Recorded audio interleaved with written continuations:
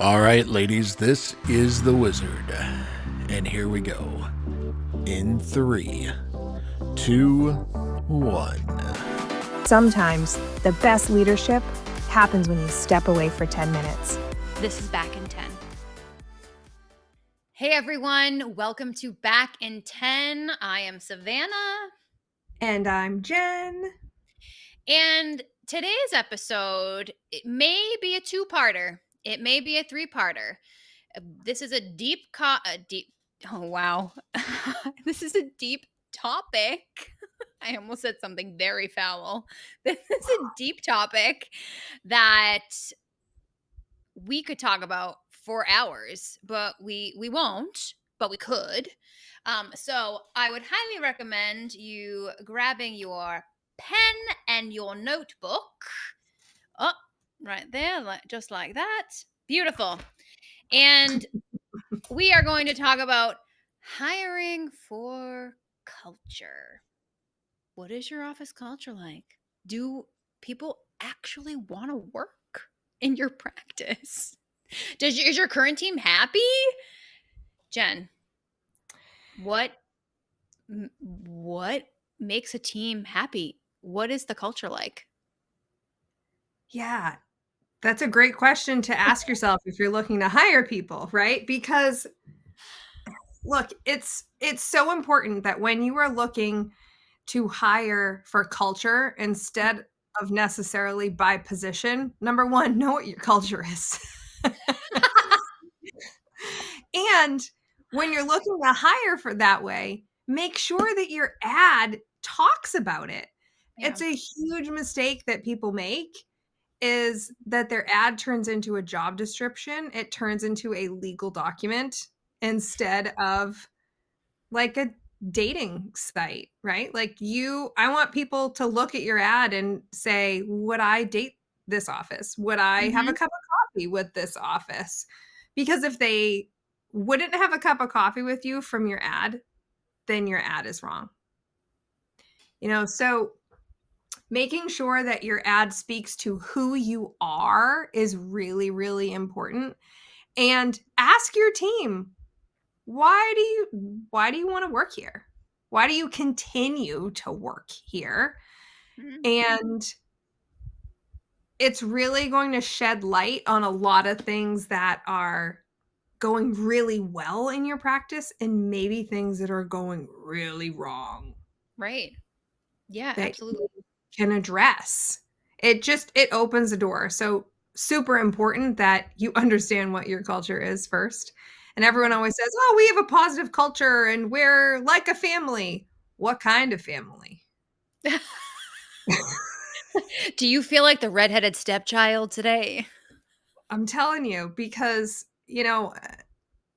some people might not like their family. So it all Yeah. depends, right? Right. Is it close-knit? Is it distant? Because every family is completely different. So that would be one thing I would say. Maybe not say family in your job ad, because again, it's for everyone that means something different.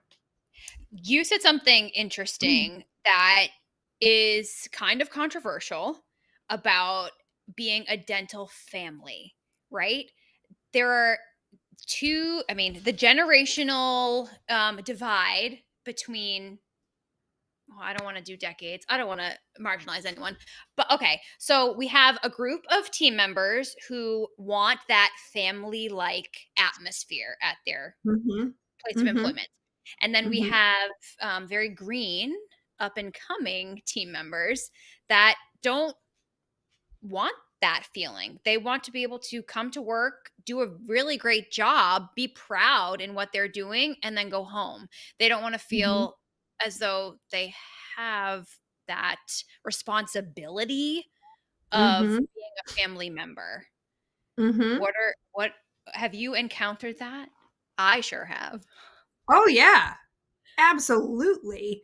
And that's why it's really important that when you are hiring, that you are 110% honest in your ad about what you are and about who you are. Mm-hmm. So don't have someone come in under false pretenses either, right? So if you say your family if you are a family, know that you are putting up barriers for some people Mm-hmm. in your ad. Just like if you said your hygienist was going to, if you said you're looking for a hygienist and you're going to pay them $25 an hour, that's a barrier. If you said you're paying them $60 an hour, that could also be a barrier, right? Mm-hmm. So I really tried to limit the barriers that you put up, and saying that your family could be one of them. Could, because every office is different. There's Mm-hmm. practices that I've worked with that are very faith-based, and that's very important to them. Now, they do not, it doesn't matter to them what denomination you are or what religion you practice, but faith to them is important. Then you put that in your ad. That's the type of person that you're hiring for. You want Mm-hmm. someone who has faith, that faith is important to them. Mm-hmm. Now, if that's what's important to you, then make sure that you put it in there and know that people that's not important to them, they're not going to apply. That could be a barrier for some, but if that's what you want and that's what you need, then that's what you're going to put in there, right? So it's That culture. level of go ahead. No, go for it.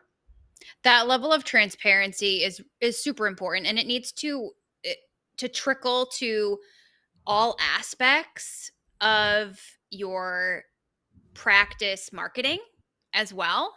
So if your ad doesn't reflect who you are socially, there's a red flag right there. There is some miscommunication in culture. Yes, ma'am.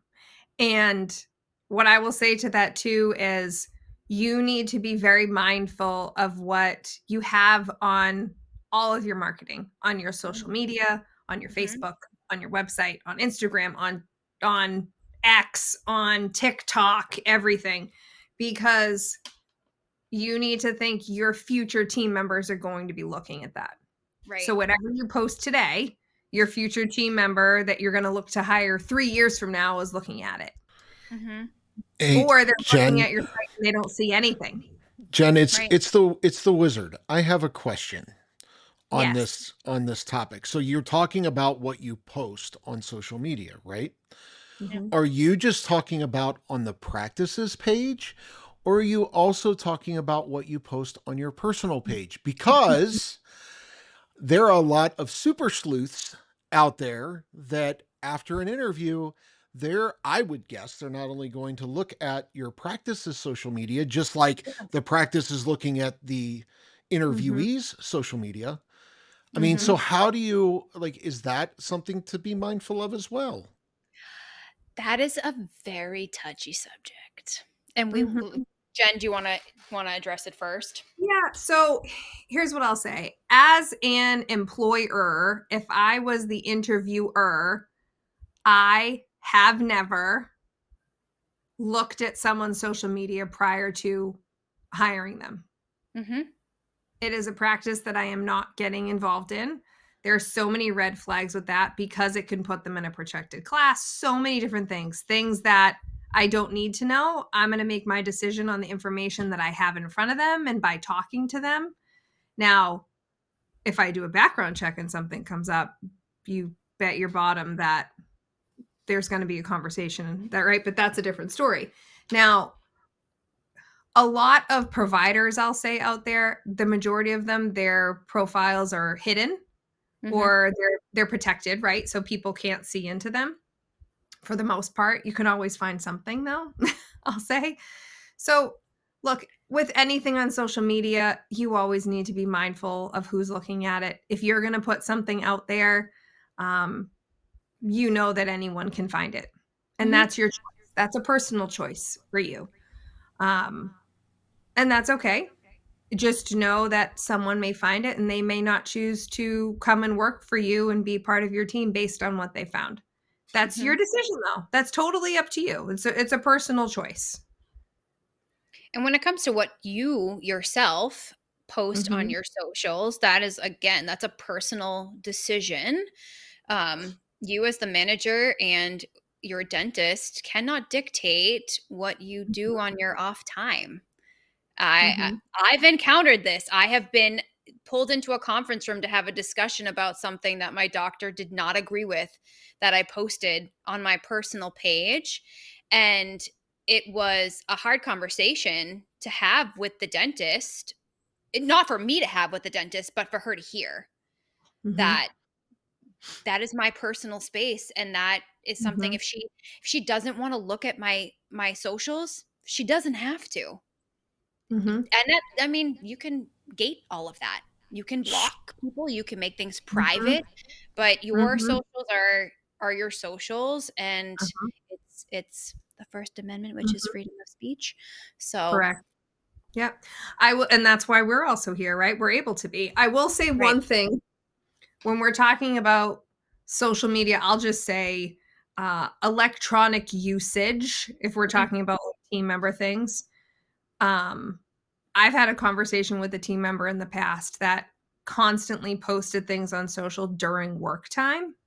Now that's a different conversation to me. Right. I was not concerned about the content, did not care in the least bit. However, if I see that when you are in the office and you are on the clock and we are paying you to be here and your work performance is not at the expectation or at the level that we need it to be at, because we've had that conversation, and you are constantly posting on social because you can see it and you're tagged in things, that's a conversation you're going to have. But that's also with the culture, right? That goes hand in hand. Like if, and the other, oh my goodness gracious. Yeah, we could go on this forever. So just talking about culture in the office, if you are going to allow a toxic team member to stay in your practice, and I'll use that example of someone that the team, everyone on the team knows this person is on their phone all the time. They're always on social. They're always posting things. They're always on the clock. And you are allowing that, you're going to lose valuable team members because you are allowing it. So, it's just disrespectful. It's just disrespectful to those team members that are able to follow the rules and protocols of the practice, that you are allowing someone else to just disregard all of that. I will say it's also a form of fraud, because you are fraudulently your time card. You are being fraudulent with your time card because you are not on the clock right now. Very true. You're not. So there's so much that goes into that. But again, any toxic team member, you need to have a conversation. I am always one. I will always give someone the benefit of the doubt. I will always have a conversation first. However, usually the first time you think about firing someone should be the last time that you think about firing someone, because the amount of energy, stress that you are dealing with because of that toxic person. You know, we all know as leaders how there's someone in your practice, either now or in the past, I hope in the past for your sake, that you have gone to your leaders in the practice and have said, they gotta go. Or guess what they did today? Or just another chapter in the book of them, right? Think about how productive you could have been with that time if you hadn't been talking about that person. Right. It's amazing. It's amazing. So really important that you have expectations for your team. Your team knows what those expectations are. You have a culture and you stick to it. So if you have a culture of open, transparent communication, then you need to be open, transparent, and communicate some of those things that are happening. If you have a culture that personal devices are not to be used during office hours, you should not be on your own device during office hours, right? There's so many things that go into that. But you really, for going back to we got off on a tangent here. If we're going back to hiring for culture. Yep. You really need to make sure that if you have an open seat in your office, that you are not just filling it with a warm body, because you could also lose valuable team members from that. And that open seat is quickly going to turn into a revolving one. It's just Right. that sucker's just going to be spinning because you didn't take the time to hire good people. So on that note, I think we can clock out for this one, and stay tuned because there is more to come. Do do do do do do do do. To be continued. Thanks for spending a few minutes with us on Back in 10. If something made you laugh, nod, or feel a little more human, share it with a friend and make sure that you're subscribed. You can also follow us on Instagram at Back in 10 Pod for more behind the scenes, updates, and probably a little chaos. We're not here to have it all figured out. We're just here to tell you the things that we wish someone had told us. And remind you that leadership doesn't have to be perfect, just real. We'll be back in 10.